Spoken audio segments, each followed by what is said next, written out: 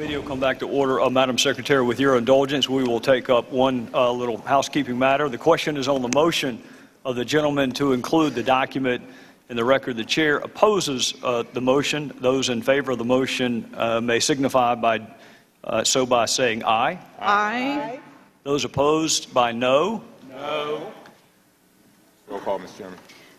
Mr. Chairman, I ask for a recorded vote. The recorded vote has been requested. The chairman says the chairman's vote. Do it. Secretary call the roll. Yeah, I'm sorry. Secretary call the roll.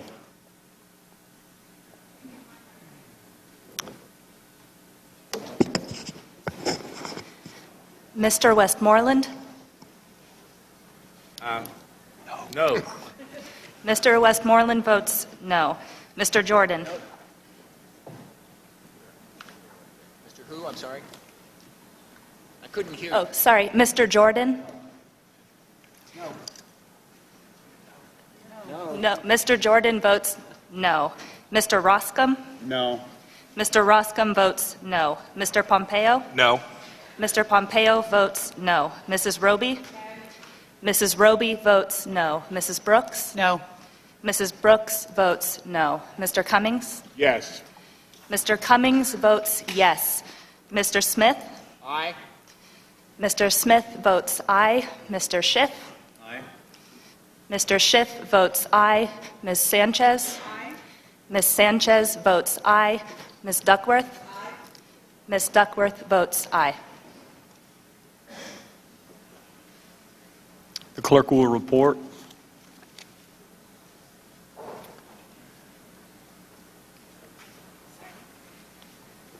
And Mr. Gowdy? No. Mr. Gowdy votes no. Yeas 5, noes 8. And the motion is not agreed to. Madam Secretary. My apologies, sir. It was 7. Motion still not agreed to. Even South Carolina math can figure that out. Madam Secretary, before we broke, there was a question asked that I thought was a fair question, which is, why was I talking about Mr. Blumenthal's emails? I do think that's a fair question. I think it's an equally fair question to ask why you were reading Mr. Blumenthal's emails.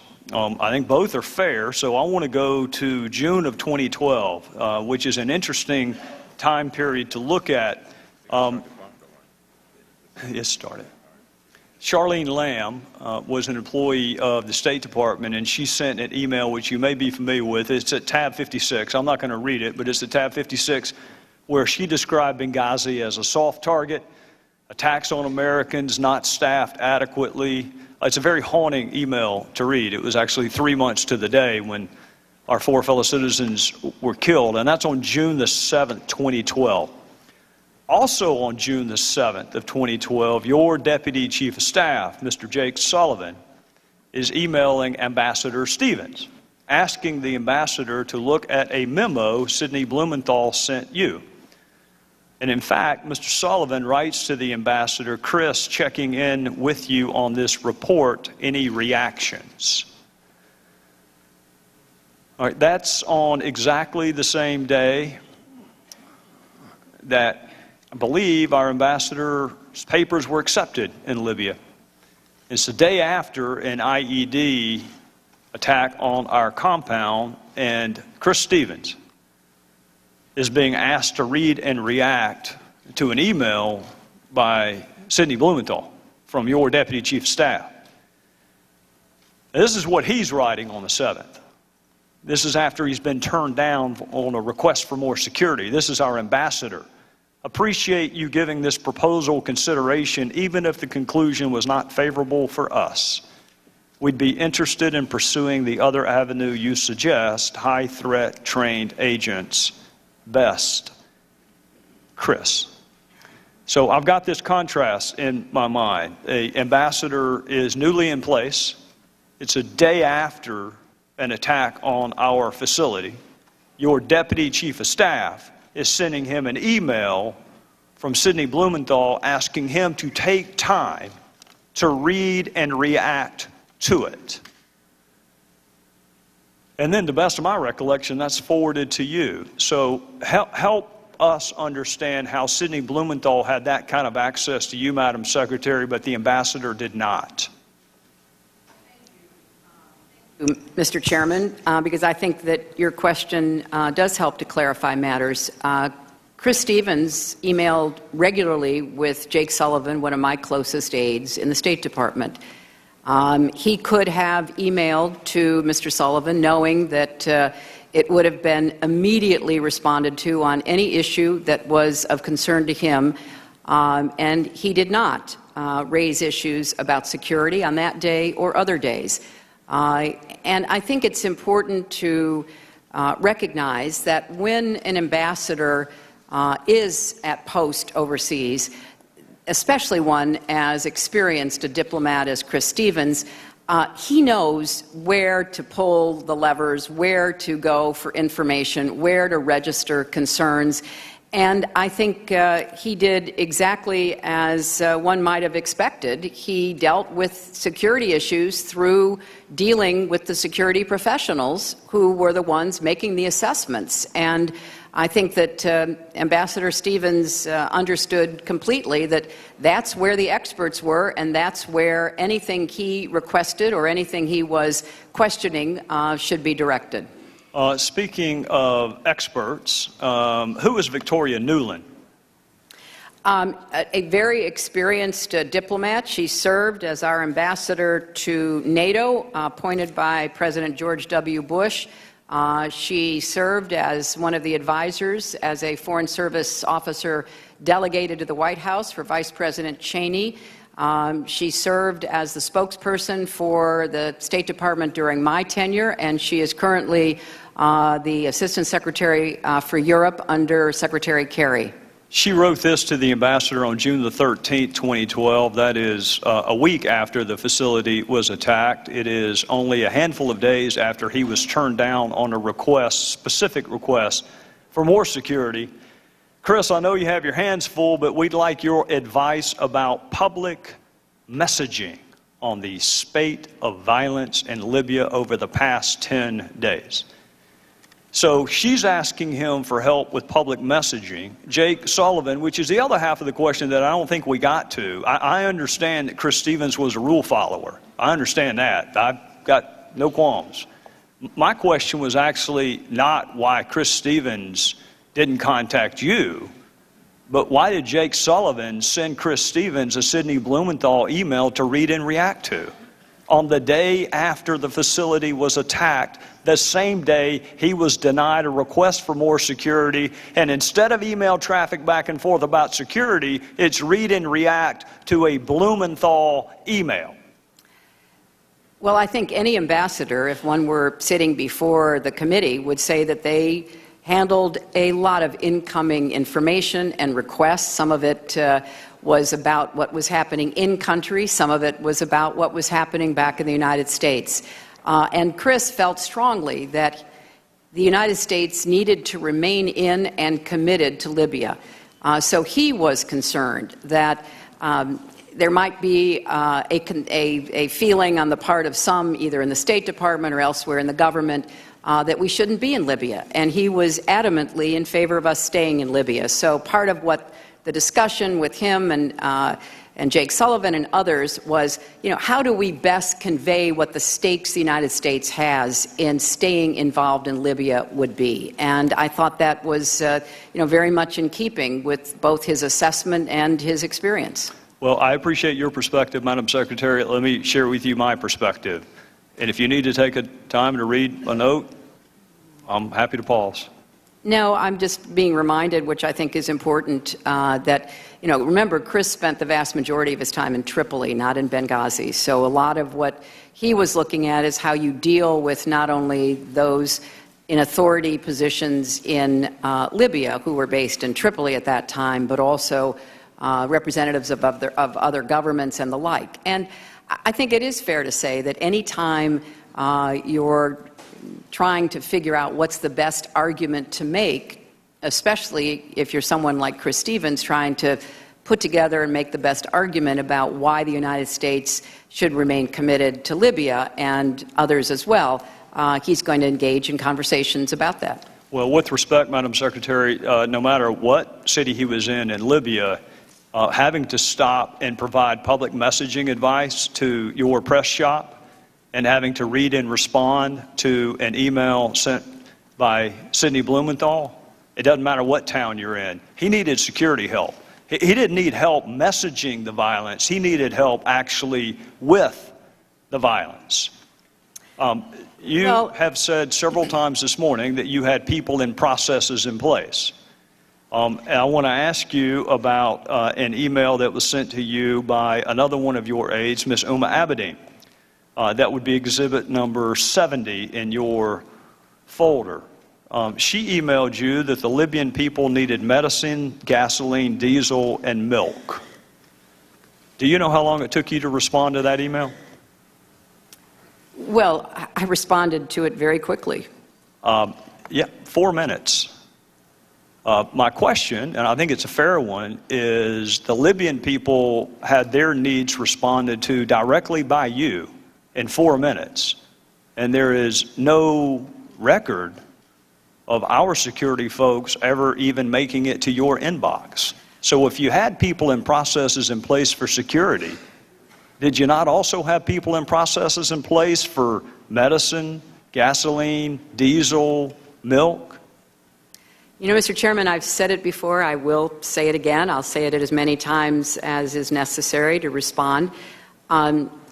Chris Stevens communicated regularly with the members of my staff. He did not raise security with the members of my staff. I communicated with him about certain issues. He did not raise security with me. He raised security with the security professionals. Now, I know that's not the answer you want to hear because it's being asked in many different ways by committee members. But those are the facts, Mr. Chairman. No. Ambassadors in the field are engaged in many different tasks. They are basically our chief representative of the President of the United States. So they deal with everything from, foreign aid to security to dealing with the personal requests for visas that come from people in the country they are assigned to. And Chris Stevens had regular contact with members of my staff, and he did not raise security issues. Now, some of it may have been because, despite what was implied earlier, there was a good back and forth about security, and many of the requests that came from Embassy Tripoli, both for Tripoli and for Benghazi, were acted on affirmatively. Others were not. That is what an ambassador, especially a diplomat as experienced as Chris Stevens, would expect, that it would be unlikely to be able to get every one of your requests immediately answered positively. So, yes, he had regular contact with my aides. He did not raise security with me, and the security questions and requests were handled by the security professionals. Madam Secretary, with all due respect, those are two separate issues. Who Chris Stevens had access to is one issue. Who had access to you and for what is another issue. Because you have said you had people and processes in place. You also have people and processes in place for people who want to send you meaningless political advice. You also have people and processes in place for people who want to inquire about milk and diesel fuel and gasoline. You also have people and processes in place for people who want to provide insults towards folks you work with in the administration. All of that made it directly into your inbox, Madam Secretary. That is my question. My question is, how did you decide when to invoke a people and process and who just got to come straight to you? Because it looked like certain things got straight to your inbox and the request for more security did not. And while you're answering that, I want to inform and instruct why I'm asking it. You have mentioned the ARB on a number of occasions again today. This was not the first ARB. We had one after Kenya and Tanzania. And that ARB could not have been more specific. The Secretary of State should personally review the security situation of our embassy facilities. That ARB put the responsibility squarely on you. So with respect to that previous ARB recommendation, and in contrast, what did make your inbox versus what did not, did you personally review our security situation as the previous ARB required? Well, let me see if I can answer the many parts of your question, Mr. Chairman. Yes, personal email came to my personal account. Work-related email did as well. And I also relied on a number of my aides and staff members, as well as experienced Foreign Service officers and civil servants, who were similarly engaged in gathering information and sharing it. And as I said, and I will repeat, Chris Stevens communicated with a number of people that I worked with on a daily basis in the State Department. So far as I know, he did not raise any issue of security with any of those people. He raised it where he knew it would be properly addressed. If he had raised it with me, I would be here telling you he had. He did not. And so I think it's important to try to separate out the various elements of your question, Mr. Chairman, and I will do my best to continue to try to answer your questions. But I have said before, and I will repeat again, Sid Blumenthal was not my advisor, official or unofficial, about Libya. He was not involved in any of the meetings, conversations, other efforts to obtain information in order to act on it. On occasion, I did forward what he sent me to make sure that it was in the mix. So if it was useful, it could be put to use. And I believe in response to the email you pointed out originally from Ambassador Stevens, he actually said it rang true and it was worth looking into. So I think it's important that we separate out the fact that Mr. Blumenthal was not my advisor. He was not an official of the United States government. He was not passing on official information. He, like a number of my friends who would hand me a newspaper article, would buttonhole me at a reception and say, what about this or what about that? We're trying to be helpful. Some of it was, a lot of it wasn't. Chair will now recognize the gentlelady from California, Ms. Sanchez. Thank you. Secretary Clinton, I listened very carefully when Chairman Gowdy was questioning you in the first round of questioning. I have to say I was kind of surprised. We waited more than a year to finally get you up here to testify. We spent almost $5 million and we interviewed about 54 witnesses. And when the chairman finally got his chance to question you, he asked you he quibbled actually over the definition of the word unsolicited. As if that wasn't bad enough, then he doubled down on this idea that Sidney Blumenthal was your primary advisor on Libya, a claim that we heard the Washington Post awarded for Pinocchios. He said on Sunday on national television that he had zero interest in the Clinton Foundation and other topics, but then he just spent his full time, the full questioning time in the first round, asking you about the Clinton Foundation, media matters, and other topics that don't really have anything to do with the attacks that occurred in Benghazi. And my own sense of incredulity was, really?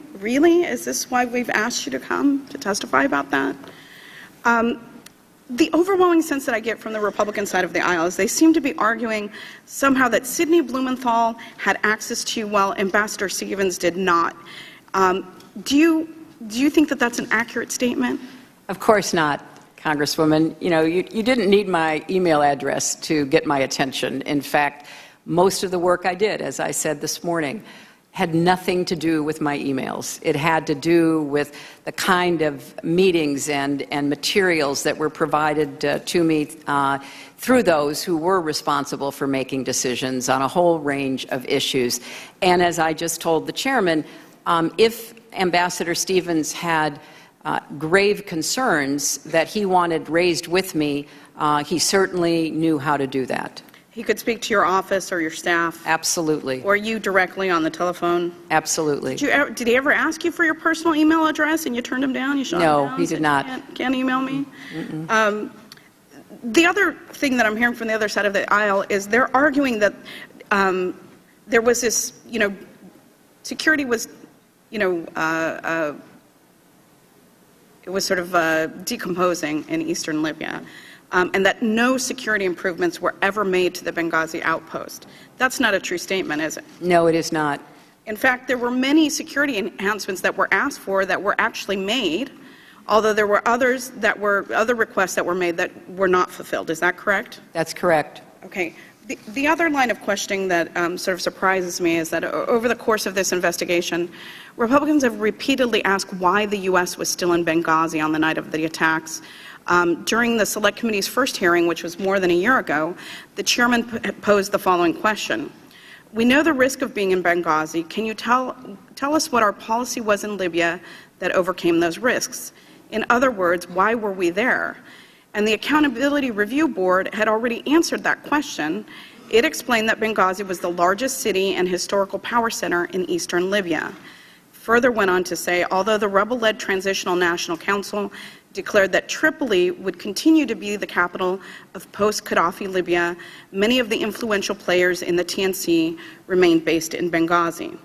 And the ARB went on to explain that Ambassador Stevens advocated for a U.S. presence in Benghazi, and his status as the leading U.S. government advocate on Libya policy and his expertise on Benghazi in particular caused Washington to give unusual deference to his judgments.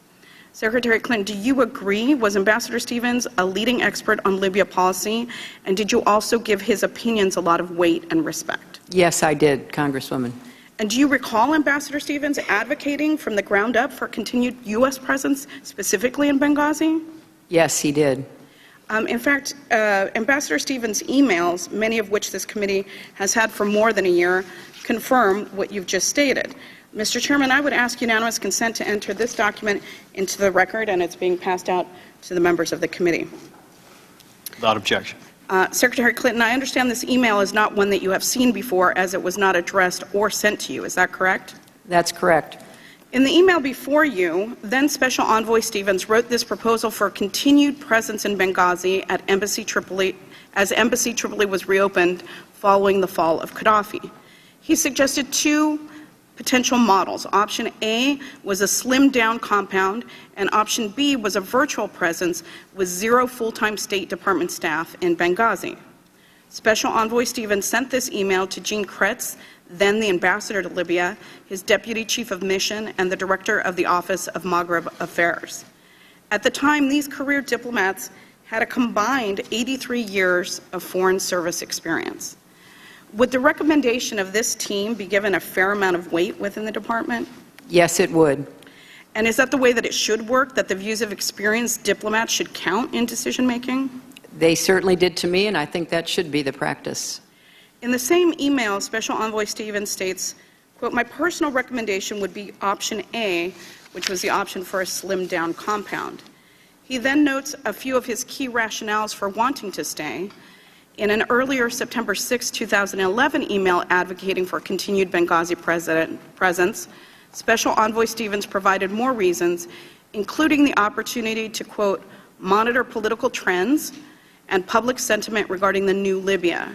The revolution began in eastern Libya, and the view of these 2 million inhabitants will certainly influence events going forward. Secretary Clinton, do you agree with Ambassador Stevens' view that there were important reasons to have a presence in Benghazi despite the risks? Yes, I do. Other documents show that Ambassador Stevens continued to advocate for continued U.S. presence once he became ambassador to Libya. In fact, at the end of August, just 2 weeks before the attacks, he was working on a proposal for a permanent presence. As that proposal explained, quote, a permanent branch office in Benghazi to provide a permanent platform to protect U.S. national security interests in the region and to promote a stronger, healthier, and more vibrant bilateral relationship with the new, free, and democratic Libya.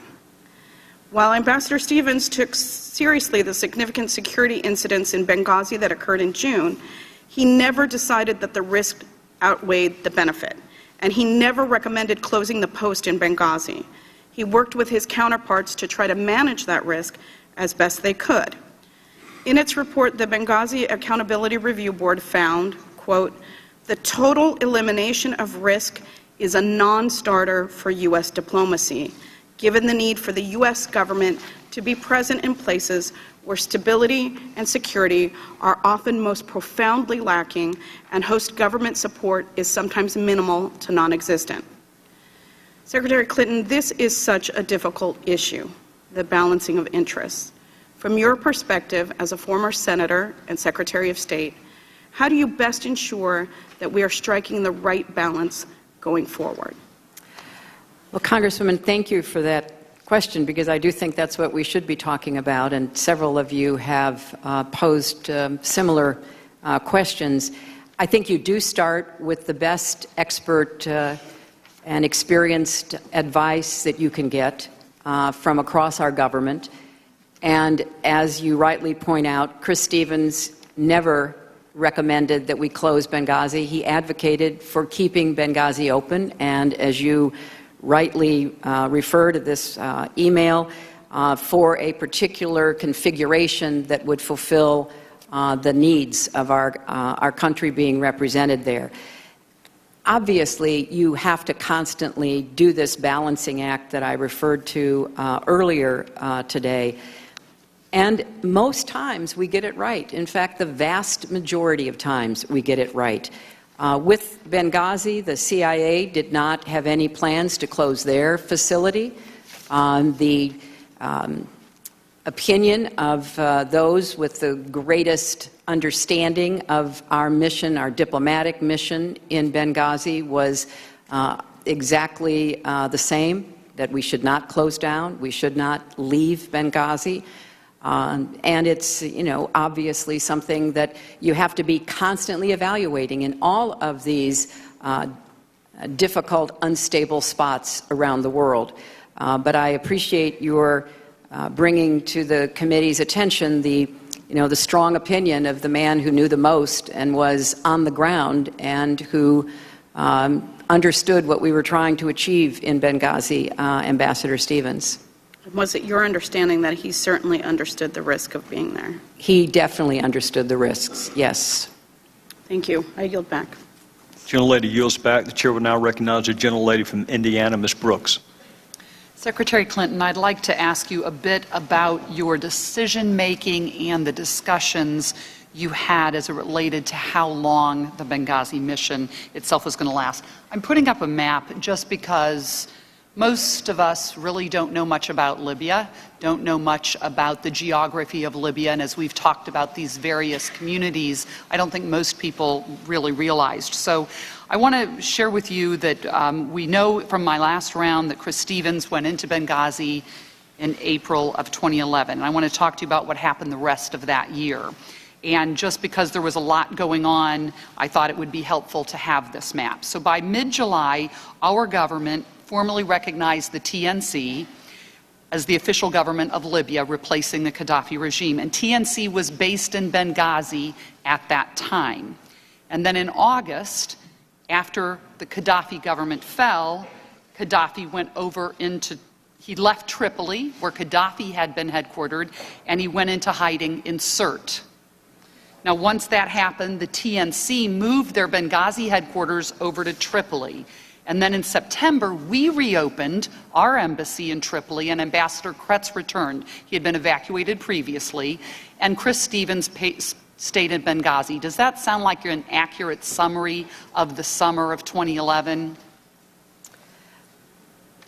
It does sound accurate, except I'm not sure exactly the duration of Ambassador Stevens' presence in Benghazi during those months. Well, that leads to my next question. What was your plan for the mission in the fall of 2011 and going forward? What were the discussions you had, and who did you have those discussions with about the mission of Benghazi going forward in 2011? Well, as you may have heard, Congresswoman, the email that Congresswoman Sanchez introduced into the record was from the fall of 2011, and there was quite a discussion going on between officials in the State Department, in the intelligence community, in both Washington and Libya about the path forward. The Transitional National Council had been based in Benghazi, and there was a dispute even within the Libyans themselves as to whether they would split the government, whether the government would be located predominantly but not exclusively in Tripoli, or, as some were hoping, predominantly but not exclusively in Benghazi. So this was all a very live subject that was being debated, both in Libya and with respect to what our response would be in Washington. So we at Chris Stevens' strong urging, and that of other of our experienced diplomats, wanted to maintain a presence in Benghazi in some form. We reopened our embassy in Tripoli, which had been the historical capital, certainly under Gaddafi. But this was a constant discussion about what we should do, when and where, and I think that's why this email from Chris Stevens about his recommendations is so informative. Well, and thank you, and I'll get to that in just a moment, but I have to ask you, I assume that your Chief of Staff, Cheryl Mills, was intimately involved in these discussions with you and with your top staff. She's one of your staff, as you were referring to them, is that right? Well, she covered a broad range of issues. I'm sure she was involved in some of the discussions, but she had many other responsibilities, so I can't say all of them. I'd like to refer you to an update on Tripoli operations provided to Cheryl Mills on September 14th. And at the top of that two-page memo, assumptions for Benghazi in September were gradual winding down of operations over the next 6 months, transition to Tripoli only by January 2012, no consulate.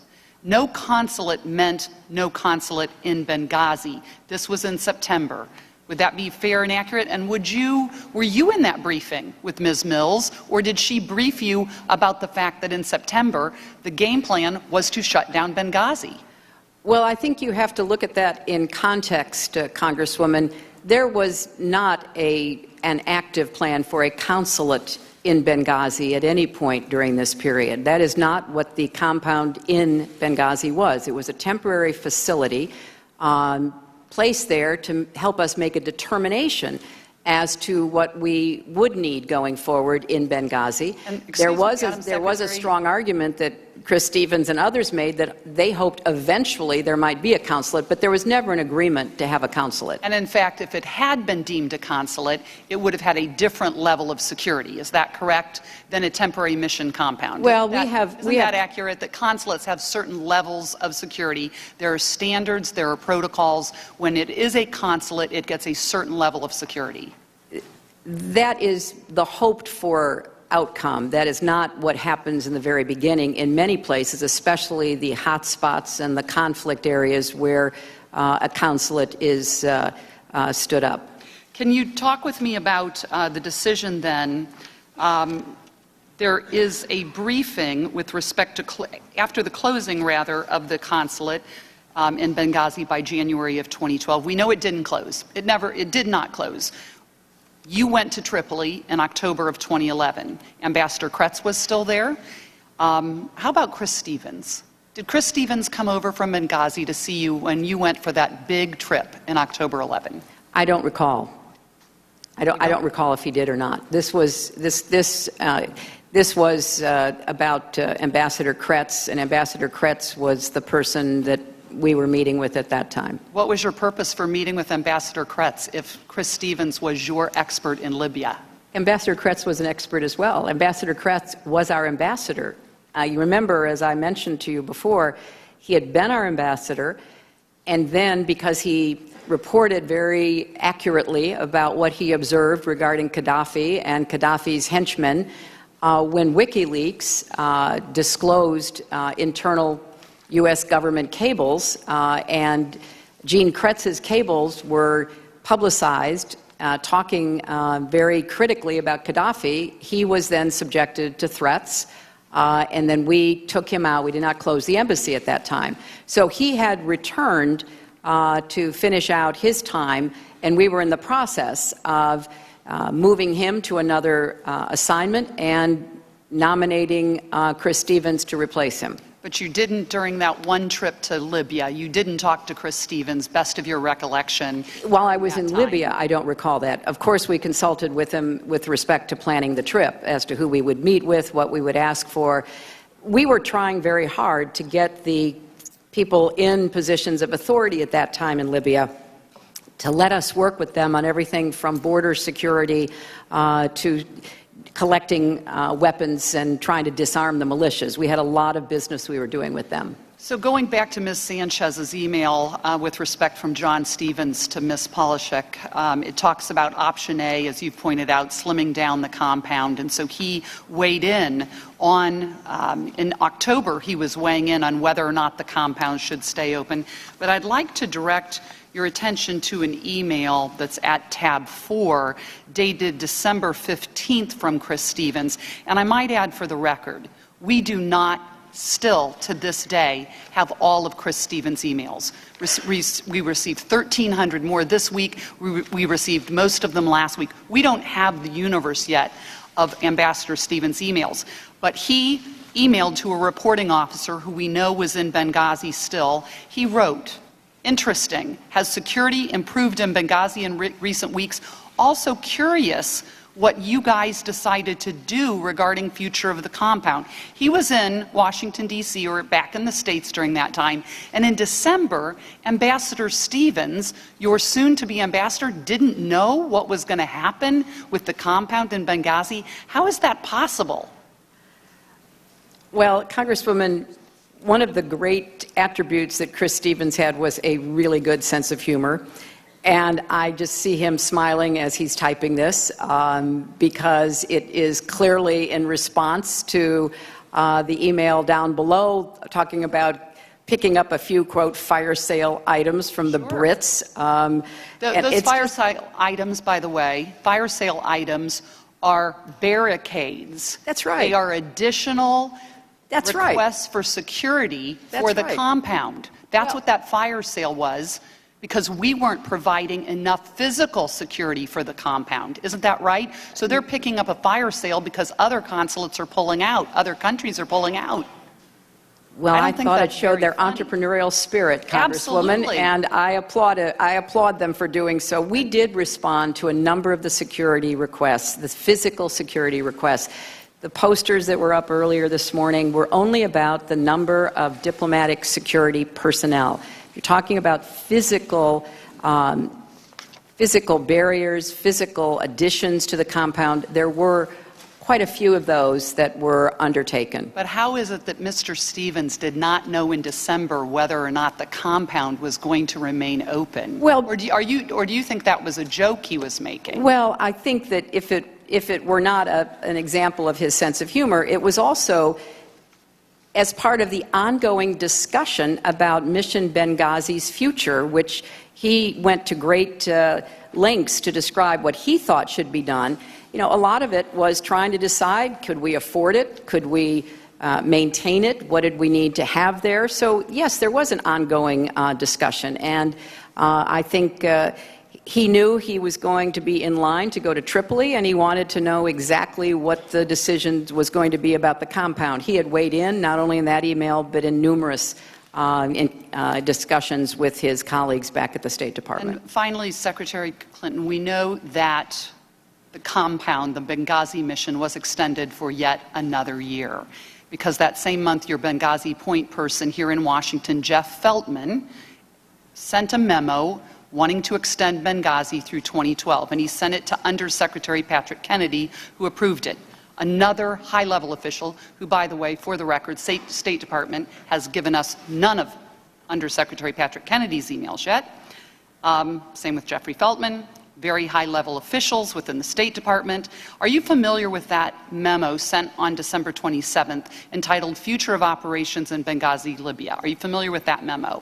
And Well, if so, did Assistant Secretary Feltman discuss that memo with you at the time and discuss extending the mission in Benghazi in December of 11? I'm familiar that there was an ongoing discussion about the future of the mission in Benghazi. A discussion between whom, ma'am? Between all of the relevant officials in the State Department. Help me with understanding. Well, Jeff Feltman was one of them. Okay. Obviously, else? Chris Stevens was one of them, but there were many others who had information and expertise to add to it, and there was a recommendation that Benghazi be continued through 2012 as part of the continuing evaluation of whether or what we wanted to have on a more permanent basis in Benghazi. And do you recall, were you in those discussions? Were you specifically in those meetings? You've shared that you didn't do a lot by email, that you had more meetings and briefings. Were you in those meetings about extending Benghazi through the end of the year? There were certainly meetings in which I was advised about the process being undertaken as to determine whether Benghazi should be extended. So yes, I was aware of the process that was ongoing, and I was kept up to date about it. And were there any minutes or any briefings? The gentlelady's time has expired. Way over. Chair will now recognize the gentleman from Washington, Mr. Smith. I just want to clarify a couple of points. First of all, Ambassador Stevens had access to you. Yes, he did. In fact, as we were here, a former, I don't have the name in front of me, but an ambassador in Russia said that, he always had access to you, always had constant communication with you, never had your email address. I would hope that ambassadors would have more direct and immediate lines of communication, and Ambassador Stevens certainly did, correct? Yes. Mm-hmm. And also, did Ambassador Stevens ever advocate either leaving Libya or abandoning? To the contrary, Congressman, he was a very strong advocate for staying in Libya, including in Benghazi. And I think, what we've learned here is, well, nothing, frankly, that we didn't know already. The security situation in Libya was dangerous, right, without question. Would you say that Ambassador Stevens was unaware of any aspect of that? No, I would not. I think he was very aware. So he knew the security situation in Libya quite well. That's right. And yet, and again, I want to be clear on this, in his communications with you, and he had many, even if he didn't have your email address, did he ever say, did he raise the security issue directly with you? No, he did not. And, in the day in question, obviously he chose to go to Benghazi. He, as you have described earlier, as, gosh, all across the world today, diplomats are weighing the risks and the benefits in a lot of dangerous places. And he had to do that. And he Yes. chose to go to Benghazi. He did, and Congressman, ambassadors in the countries they are representing the United States in do not, as a practice, ask permission from the State Department to travel in the country where they are stationed. Right. And as well, they should not. They need to be in charge of their country. I'll also point out, on the question of emails and which ones you've received and haven't received, unfortunately, the State Department, which has been spending an enormous amount of time producing documents for this committee, cannot produce thousands of emails at the drop of a hat. And the committee chose to prioritize, your emails, but also Ms. Abedine's emails, Cheryl Mills' emails, basically Sidney Blumenthal's emails to you. They chose to prioritize those emails over the others. So the State Department is trying to get this information, but it is a question of the priorities of the committee, which brings me to the last point I'll make, and I won't take the full 10 minutes here. There are a lot of accusations that have been made back and forth about things that have been said that were or were not true. I think the one thing that was said in this hearing that is clearly the farthest from the truth is that this is not a prosecution. If you listen to the other side, this is unquestionably exactly that, a prosecution. I'd ask viewers to just go back and listen to Chairman Gowdy's questioning of you before the first break and tell me that that's not a prosecution. And I think, again, I don't know if shame, embarrassment, whatever word you wish to choose, it shouldn't be a prosecution. We have the former Secretary of State here. We should be genuinely trying to inquire about how we can gather more information. Now, the only interesting facts that seem to be brought up are always referenced back to the ARB, which just points up the fact that the information that we need, and again, I really want to emphasize, this was a serious, serious matter for the United States. A loss of 4 Americans is something we need to take incredibly seriously and investigate, and we did. And the information that we found out, as you've pointed out, was not always flattering. And there was no question that mistakes were made, and we hopefully learned from them. But that was investigated. So what is the purpose of this committee? And, you know, when you look at the emails they request, when you look at the questioning, the purpose of this committee is to prosecute you. And there'll be time enough for that in the next year. You know, and people will do it. We don't need to spend $4.7 million in 17 months to simply prosecute you. And all the questions about, look, the security situation was well known in Libya. The security situation in Pakistan is well known. I visited the embassy in Yemen in 2009, about a month after someone had shot a rocket-propelled grenade through the front door. The security situation there is incredibly serious, as well as it is in a whole lot of other places. And those are difficult decisions. But the effort here today seems to be that somehow you personally decided not to do your job in Libya. Okay? You were apparently the advocate of the policy in Libya, apparently passionate about it, but not passionate enough to care about the security situation in Libya. And, you know, Chris Stevens, incredibly passionate about Libya, wanted to make that country work. Now, it is proven very, very difficult. Do we want to go back to Muammar Gaddafi in charge? I don't think so. And just, sorry to make a policy point, as long as I have a few minutes, you know, it's interesting to juxtapose Libya with Syria. Because, you know, just as many of my Republican colleagues are ripping apart the Obama administration and all those involved for choosing to remove Gaddafi, they are ripping apart the Obama administration, all the current officials, for choosing not to get involved in Syria. What that points up, frankly, is the difficulty of the job that you had. And I thank you for taking it. I'm not sure I would be so bold. It is a very, very dangerous world. Bad things are going to happen. And what we are witnessing today is if bad things happen, you know, you will be dragged out over months and months and months in this partisan atmosphere. And that is very, very unfortunate. This needed to be investigated. I mean, you know, 9/11. We didn't investigate 9/11. You know, 9/11/2001, just to specify, with the length and depth that we have chose to investigate this. So again, I come back to the central point, to the central problem with this committee. It is a prosecution. It is a partisan exercise. It is not trying to investigate and find out the truth. And again, we are now, do a little quick math here, 5 hours into it, count the break, maybe 4 hours into it. We have learned nothing substantively new about what happened in Benghazi. Very serious things happened. They were investigated. They were reported. Mistakes were made. They were reported. But this committee, in all that time and effort, has unearthed nothing.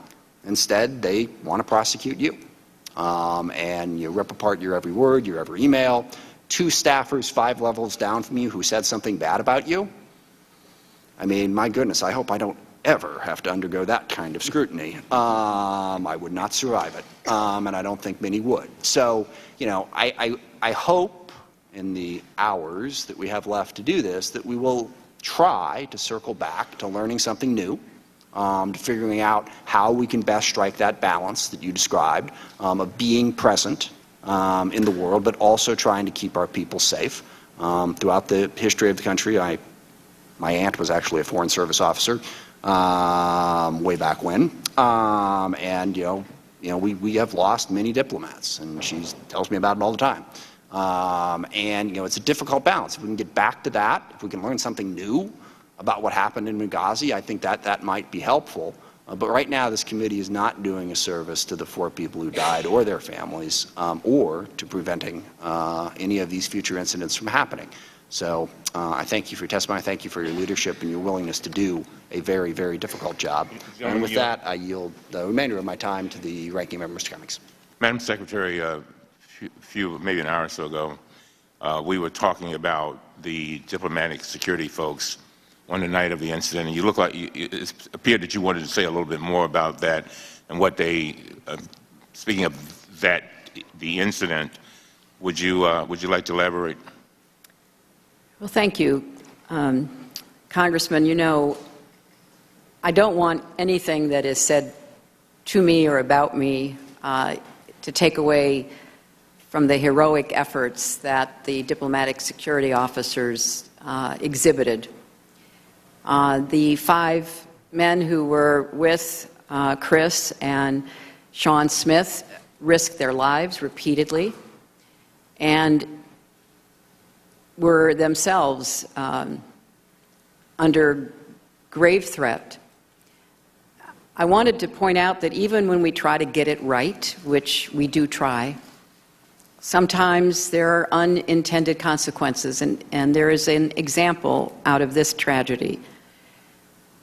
Coming out of previous assessments of attacks on facilities, we now have safe havens, safe rooms in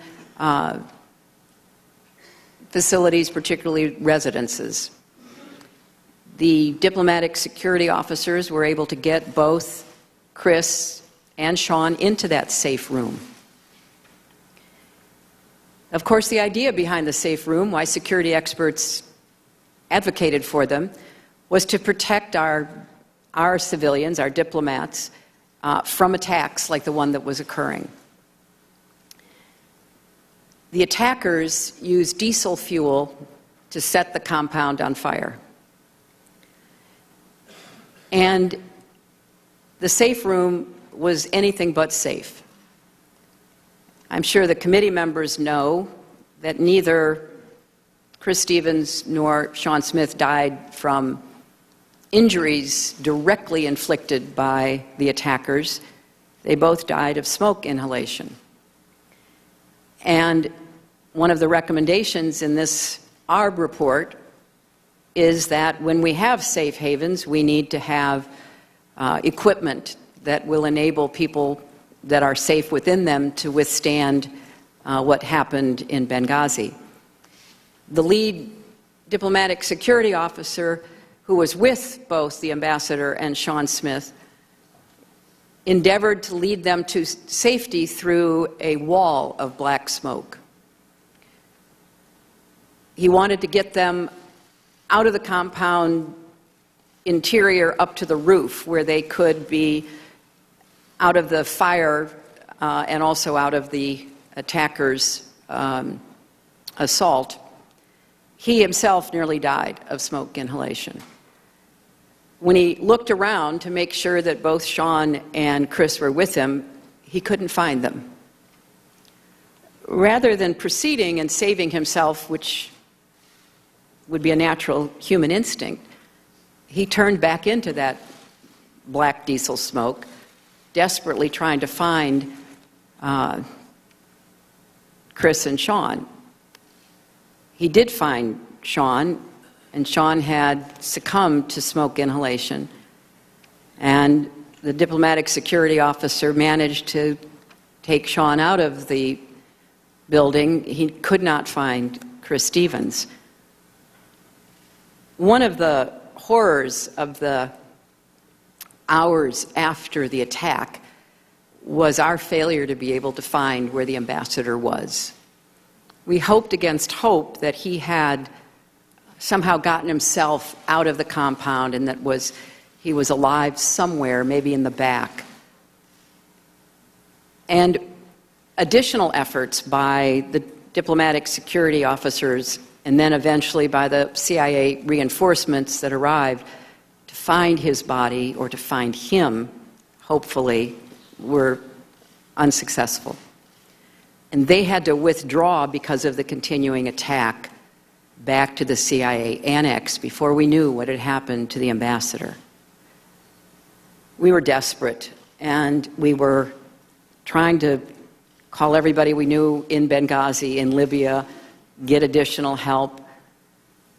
What appears to have happened at some point later is that Libyans found Ambassador Stevens, and they carried him to the hospital in Benghazi. And Libyan doctors labored nearly 2 hours to try to resuscitate him. And I mention all of this because I want not just the committee members, but any viewers in the public to understand that this was the fog of war, that the diplomatic security officers and then later the CIA officers responded with heroism, professionalism, as they had been trained to do. We thought things would be safe once they took refuge in the CIA annex. And as we know, even though that was a highly fortified, much more secure facility than our diplomatic compound, and one that we had nothing to do with in the State Department, it turned out also to be a target for the militants, which is where the two CIA contractors, Mr. Woods and Mr. Doherty, died. But in looking at all of the information, the Accountability Review Board, and particularly Admiral Mullen, who was focused on what happened, what the security personnel did that night, came out agreeing that they were heroic and they did all they could do to try to save their colleagues' lives. Thank you. Thank you, sir. The gentleman yields back. Madam Secretary, I appreciate you going through their heroism. I really do. It's moving to hear from it, and frankly, it infuriates me to hear folks to my left who don't raise a single whisper about spending $50 million to train 5 ISIS fighters. But God forbid we spend 1/10 of that to give some answers to the family members sitting on the first row. So I appreciate you discussing their heroism while some of my colleagues discuss money. With that, Mr. Pompeo.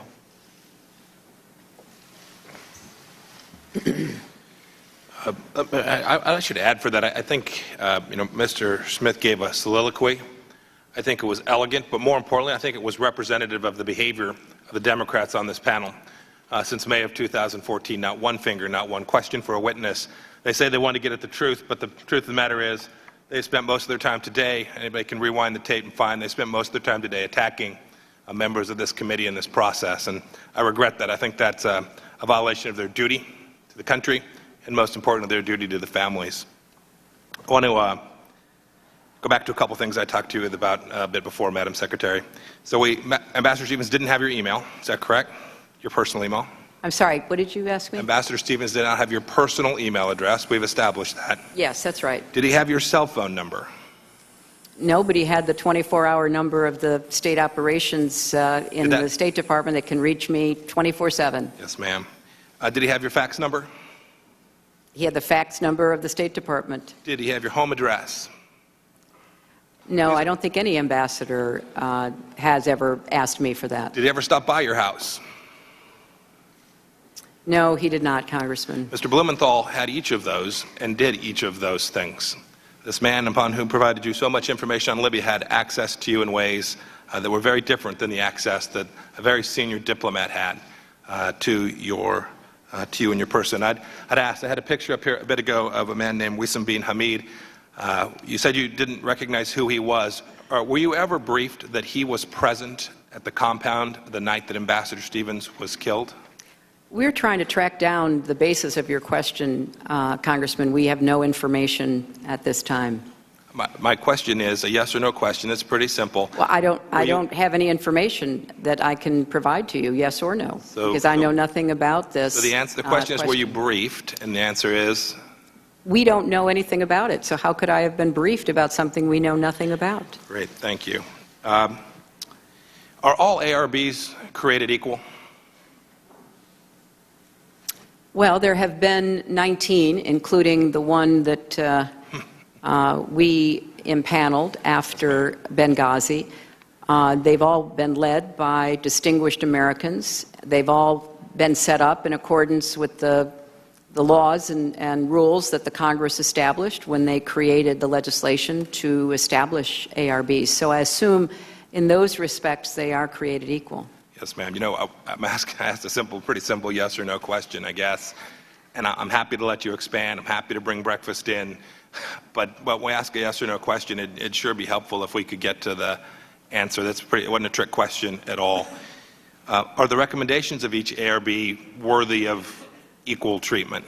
Well, they certainly are worthy of follow-up by the department, and I believe that they have been. There was an ARB, please, if you put up the poster, please. There was an ARB in 1998. You said this before in your testimony. 200 folks were killed. Here's what its recommendation said. It said, quote, special mission security posture that was inadequate for Benghazi and was, excuse me, this is from the most recent one. I want to know if you agree with this. Special mission security posture that was inadequate for Benghazi and grossly inadequate to deal with the attack that took place. Do you agree with that statement from the current ARB? I accepted the recommendations of the current Madam ARB. Secretary, my question is if you agree with it. I don't think that's a relevant question, Congressman. I think the question is, I accepted their recommendations, and obviously their recommendations were based on their very thorough investigation and analysis. So clearly, I endorsed the entire board's work. In January 2014, Senator Feinstein, noted conservative, said, quote, in her report, the incidents at the TMF and CIA were likely preventable, end of quote. Do you agree with that statement from Senator Feinstein's report? Well, I would like to think that anything of that magnitude and the loss of life could have in some way been preventable. I think that what the ARB recommended were steps to try to enhance our ability to prevent future attacks. Let's go back. I want to go back now. I have the right poster up. I apologize for that. In 1998, here's what the ARB said. It said, quote, the Secretary of State should personally review the security situation of embassy chanceries and other official premises, closing those which are highly vulnerable and threatened, end of quote. You've told us all day today that you don't think you should have been involved, and quoting again from the ARB, personally reviewing security. How do you square that? Well, there are a couple of important points to make about this, Congressman. First, I made a number of decisions to close embassy, chanceries, and other official premises based on security. I closed the embassy in Tripoli. I had to evacuate all of the Americans out of Libya. We had to, lease ferries that came from Malta. We closed embassies and other facilities when we had a strong consensus recommendation that it was necessary to do. So that is a statement of secretarial responsibility. Now, with respect to looking at every security request, how high should the wall be, whether there should be barricades placed on the east or the west side, that is handled by the security professionals. So clearly, I closed embassies. I recommended that embassies and other facilities be closed. So I understand what that point is. Madam Secretary, this is yes or no question. Do you think you complied with what the ARB in 1998 said and personally reviewed the security at Benghazi? Well, that is not what my understanding of the 1998 It's just words, ARB. Madam Secretary. They're right there. Well, and I just answered. I personally reviewed security situations of chanceries and other official facilities that were recommended because they were highly vulnerable and threatened to be closed. And we closed some. Some we were able to reopen, which is kind of part of the process. With respect to the 1998 ARB recommendations, by the time I became secretary, having succeeded two secretaries who served during very dangerous and threatening times, there was an assessment made that I certainly was briefed into that we had to look at how best to professionalize the security and the expert advice that we were receiving. That was exactly what I did, and I went further than that. I created a new position, a deputy secretary for resources and management. I also had recommended after our ARB, the Deputy Assistant Secretary for High Threats. So this was a constant discussion about how to make us secure, but not whether or not the Secretary of State should decide on the height of the barricades. I think that's where we may not be fully understanding one another, Congressman. Of course, specific questions about closing embassy chanceries and other official premises that were vulnerable and threatened, of course they came to me. I had to make the decision. deciding whether the wall would be 10 feet, 12 feet, whether there'd be 3 security agents or 5, that was the province, as it should have been, of the professionals. Madam Secretary, here's another one from the 1998 ARB. Quote, first and foremost, the Secretary should take a personal and active role in carrying out the responsibility of ensuring the security of U.S. diplomatic personnel abroad. Do you believe you complied with that requirement from the 1998 ARB? Yes, I do.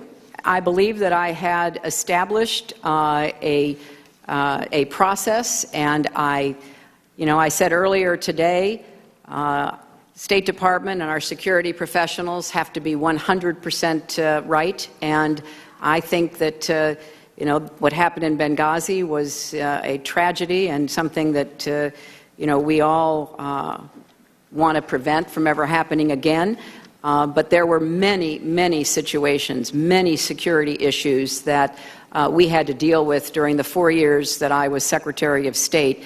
And I did leave what I hope will be a very important additional position, namely the Deputy for High Threat Posts, that now will focus solely on what are considered the highest threat places in the world for our personnel. Madam Secretary, I hope you can understand the difference between creating a deputy under Assistant Secretary and America's senior diplomat getting involved in personal security. The amount of resources that can be moved, the speed with which they will move, rested only in your hands. Well, I just respectfully disagree with that, Congressman. It's been my experience that you want to find people who are dedicated 100% to security. You don't want a secretary or anyone dipping in and out, maybe making decisions based on factors other than what the professionals decide. At least that is my very strong opinion. Yes, ma'am. Leaders lead.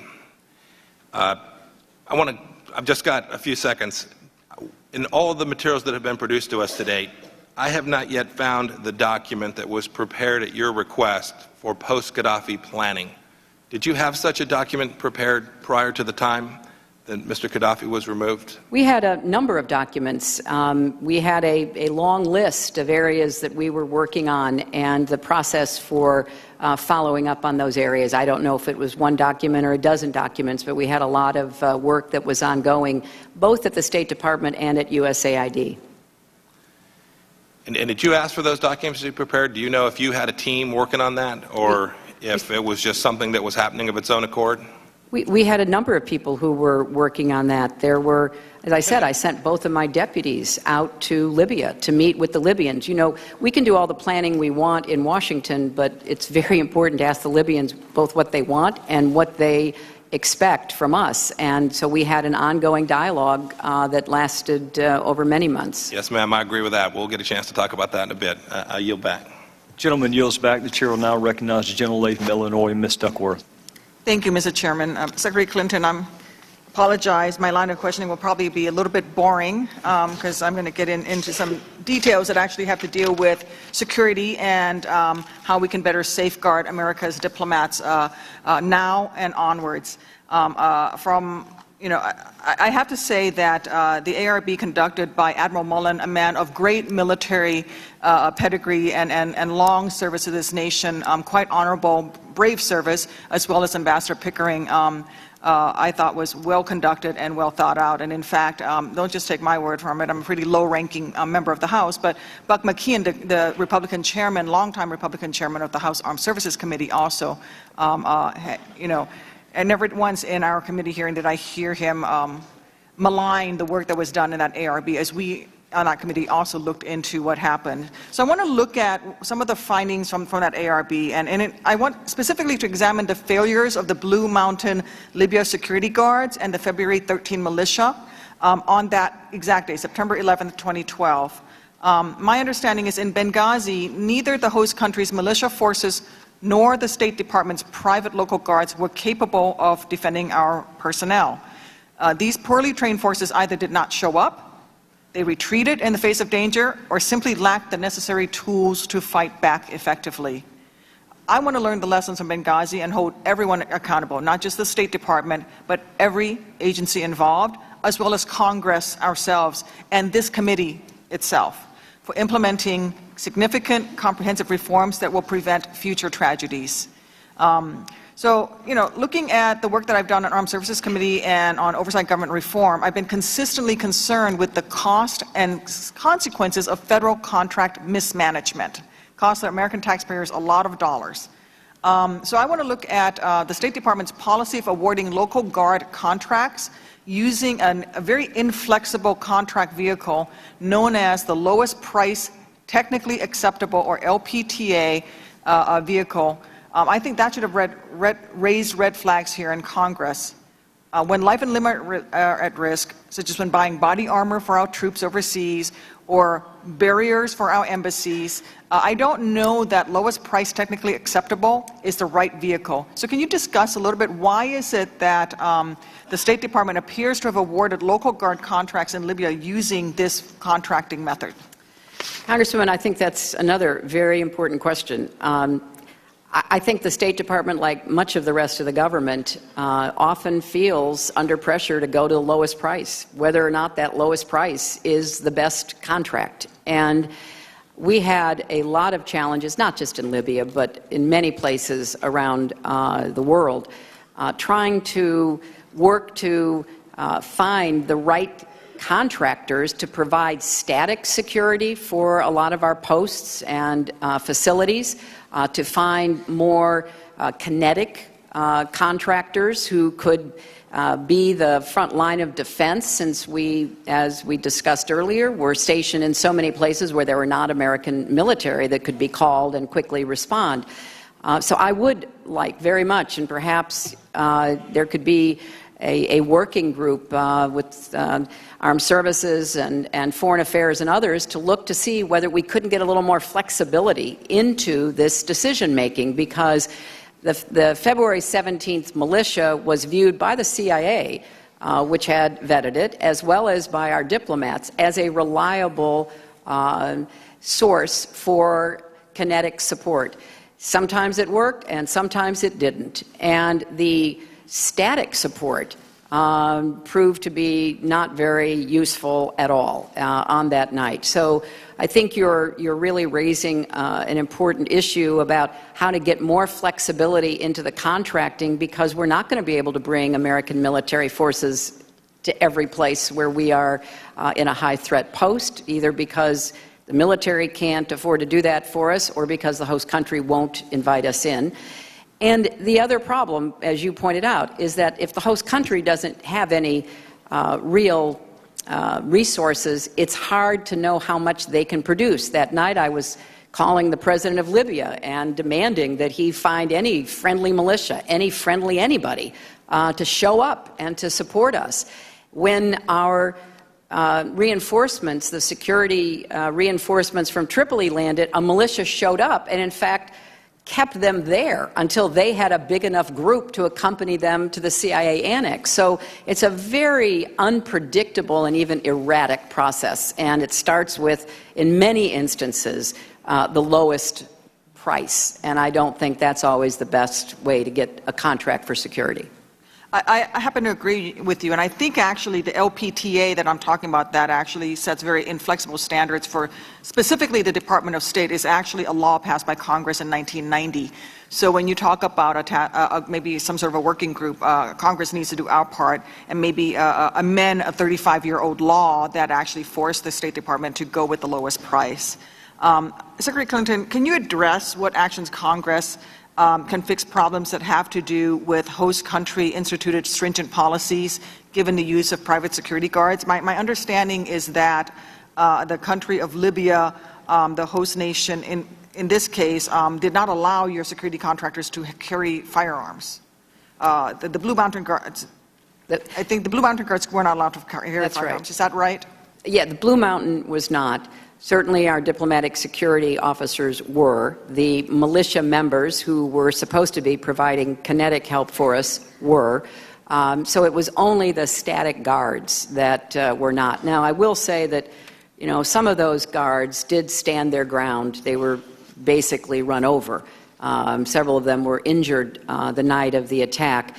So I don't want to cast aspersions on all of them and the service they provided, but it was not adequate for what we needed then or really at any time. Are we facing that same type of restrictions in other nations as well, in other hotspots? We talked earlier about the 19 missions that are out there with this type of issues with the LPTA and contracting, and as well as host nation requirements? Yes, we do. You know, the host nation gets to call a lot of the shots. Under the Vienna Convention, the host nation is responsible for providing security for diplomatic posts.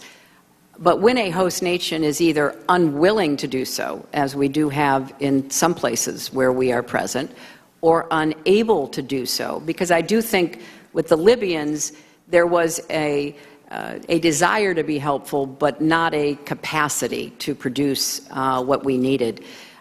We have to really work hard to get the kind of support that is required. And you know, in some cases, we've been able to work out arrangements with the host countries. Some we have just defied them and tried to be very quiet about what we were doing, and others, you know, we are prohibited. So it's a constant, again, it goes back to that balancing of risk and reward that we're always doing.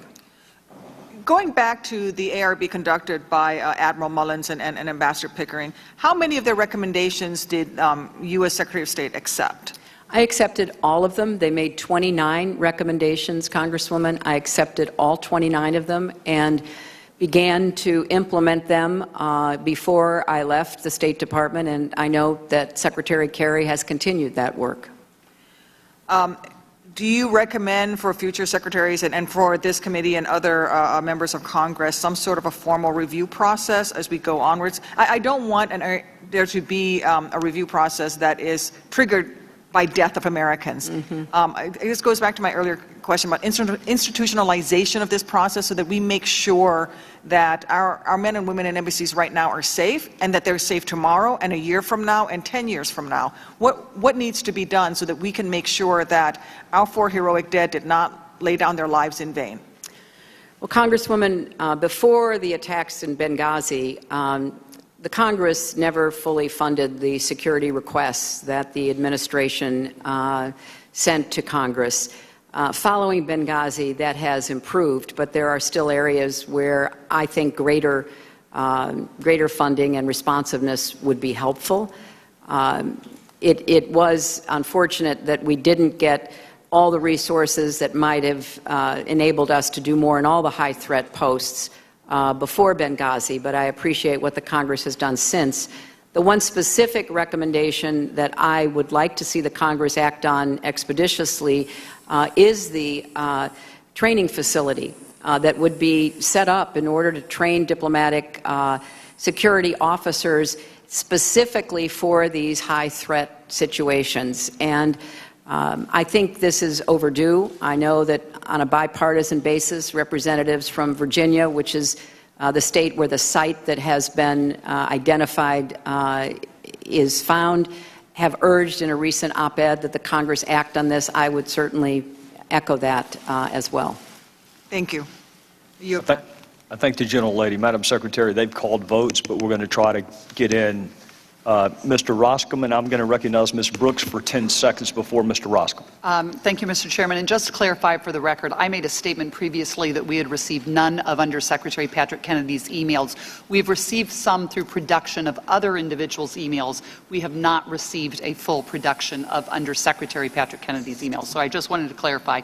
We do have some, but it is through other email production. Thank you. I yield back. Yes, ma'am. Gentleman from Illinois. Thanks. Secretary Clinton, can I just direct your attention to the screen?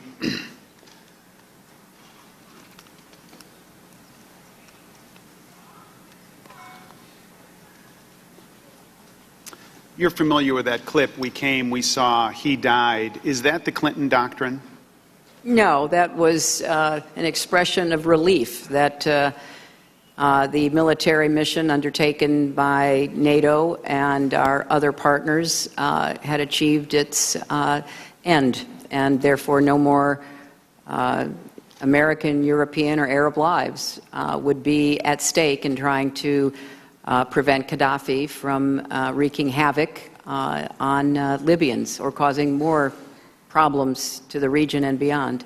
I want to direct your attention, and maybe direct the group's attention right now, to something that hasn't really been discussed. There's been this explicit criticism of Republicans being partisans today, but I want to direct your attention to what is actually going on with you and your team, many of whom are here today with you. So Jake Sullivan, one of your close advisors that you just told us about, put together the TikTok on Libya memo, and that was a memo that was all about you. It put together 22 different accomplishments, and you were the central figure in all 22 of those accomplishments.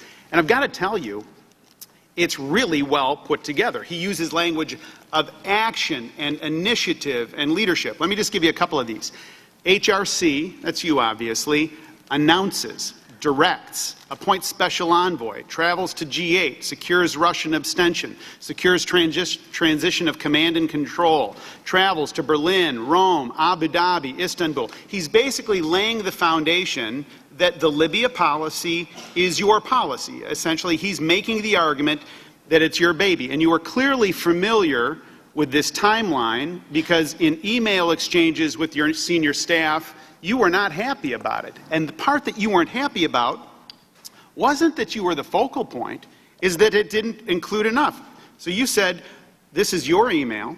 What bothers me is that the policy office prepared the timeline, but it doesn't include much of what I did. Another time you said, the timeline is totally inadequate, which bothers me about our record keeping, and I'll come back to that in a minute, Secretary. For example, I was in Paris in 3/19 when the attack started. It's not on the timeline. What else is missing? Go over as soon as possible. Now, this timeline was put together, according to your senior staff, explicitly for an article that came out in the Washington Post entitled, Clinton's Key Role in Libya Conflict. And in fact, according to your staff, quote, the comprehensive TikTok memo Jake had put together was done in large part for the Warwick piece. It was a piece written by Joby Warwick at the Washington Post. And again, according to your staff, the great detail Joby had came entirely from Jake. That's Jake Sullivan. Joby didn't do any independent research. That's according to your staff. Now, this article, it's one of these articles that you read a couple of times if it's about you. Here are some excerpts. Washington Post. A foreign policy success for the Obama administration and its most famous cabinet minister, Secretary of State Hillary Rodham Clinton. Or this. She went to Paris. There were no instructions from the White House on whether to support strong action in Libya, said a senior State Department official. Yet within 3 days, the official said, Clinton began to see a way forward. And I think my personal favorite is this. Clinton, ignoring the advice of State Department lawyers, convinced Obama to grant full diplomatic recognition to the rebels. Now, you and your team were pleased with the work that you did and the risks that you took, the leadership that you took. A couple of hours ago, you told me, hey, I'm the diplomat here. I'm driving the policy. And isn't it true that you'd been thinking about getting political credit actually for months on this? No. Well, if that's your answer, let me draw your attention, Madam Secretary. But Congressman, you let me please, All right, if I fair enough. could. Go ahead. We were trying to make sure that what was written, because it's not always accurate, in case you all haven't noticed in your own careers, what was written about a very important foreign policy effort by this administration was accurate. This was all in response, as I understand it, to a reporter trying to ask questions and us providing the best possible information we could. In fact, trying to make sure that we ourselves had a good timeline and that our record keeping was accurate. I think that is not an uncommon experience here in Washington. Somebody calls you up, says, I'm writing a story. What can you tell us? And you tell them. Well, Secretary Clinton, that's not all that was going on, though. Isn't that right? Because you knew that this was good for you. Because this is what you were writing in August of 2011. This is right after Tripoli fell. You wrote, what about the idea of my flying to Martha's Vineyard to see the president for 30 minutes and then making a statement with him alone? Or you asked your staff how to convince the White House that this would be good for the president. And these are your words, Madam Secretary. It's a great opportunity to describe all that we've been doing before the French try to take all the credit. In fact, your staff told you that they thought it would be a political boost for the president, showing that he was huddling with you instead of being on vacation. And so you asked your chief of staff, Jake Sullivan asked your chief of staff, Cheryl Mills, to call Dennis McDonough, now the president's chief of staff, to put together a full court press. I'll wait while you read Jake's note. Thank you. Because I don't... Well, here's my question. I'm waiting for a question. Well, go ahead. You finish reading, and I'll start talking.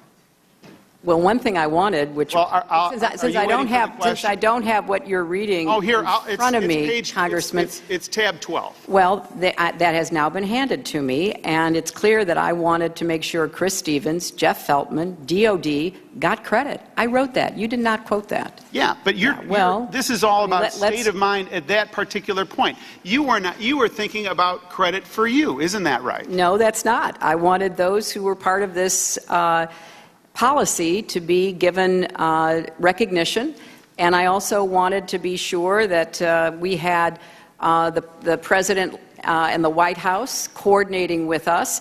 It was a very gutsy decision for the President to make, Congressman. It was not by any means an easy call. As I alluded earlier this morning, I was in that Situation Room many, many times, watching the President have to balance competing interests, competing opinions, trying to make a decision. When he made the decision that the United States would support NATO and support the Arabs, there was no guarantee about how it would turn out. And I personally believe he deserved a lot of credit, as did Chris Stevens, Jeff Feltman, the Department of Defense, and others. We had a daily phone call, a daily secure phone call that often included the President, included the generals and the admirals responsible for our mission, included our top diplomats. This was a very important and challenging effort that we undertook, in large measure to support our NATO allies. So I wanted everybody who had any role in it to be acknowledged. Well, and then on August 2011, you received an email from Sidney Blumenthal, that's tab 11, in which he wrote this to you. This is a historic moment, and you will be credited for realizing it. When Gaddafi himself is finally removed, you should, of course, make a public statement before the cameras wherever you are, even in the driveway of your vacation home. You must go on camera. That was Blumenthal's admonishment to you. And I don't recall doing that, just in case you're going to ask me. Yeah, but I mean, look, the timing. You forwarded Blumenthal's suggestion to Jake Sullivan, and you were focused on how dramatic it would be. You were working to make this the story of the day, isn't that right? This is your email to Jake. This is tab 11. This is your words, Madam Secretary. Sid makes a good case for what I should say, but it's premised on being said after Gaddafi goes, which will make it more dramatic. That's my hesitancy, since I'm not sure how many chances I'll get. So 2 months before the end of the Gaddafi regime, and you're already planning on how to make your statement dramatic to maximize political gains. Isn't that right?